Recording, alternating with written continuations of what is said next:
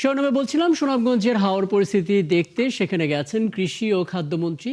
আমরা আরো আপডেট জানতে চাই, যুক্ত হচ্ছেন সেখান থেকে সহকর্মী শহীদ নূর আহমদ। নূর আহমেদ, দুজন মন্ত্রী পৌঁছেছেন এবং হাওর অঞ্চলে নিশ্চয়ই একটা বড় কর্মসূচি তারা পালন করবেন। পুরো কর্মসূচি নিয়ে একটা ধারণা আপনার কাছ থেকে পেতে চাই।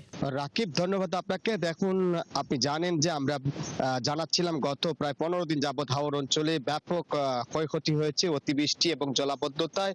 আজ সরকারের পক্ষ থেকে যে কর্মসূচি ঘোষণা দেওয়া হয়েছিল যে 3 মাসের সহায়তা দেওয়া হবে হাওর অঞ্চলে, আজকে তার উদ্বোধন হবে। আমি আপনাকে দেখাতে পাচ্ছি যে এই মুহূর্তে সার্কিট হাউসে যে প্রতিনিধি দল আসছেন, বিশেষ করে কৃষি মন্ত্রী মোহাম্মদ আমিনুর রশিদ এবং যিনি ত্রাণ ও দুর্যোগ ব্যবস্থাপনা মন্ত্রণালয়ে আছেন আহসান হাবিব দুলু সহ অর্থ পরিকল্পনা উপদেষ্টা রয়েছেন প্রধানমন্ত্রীর।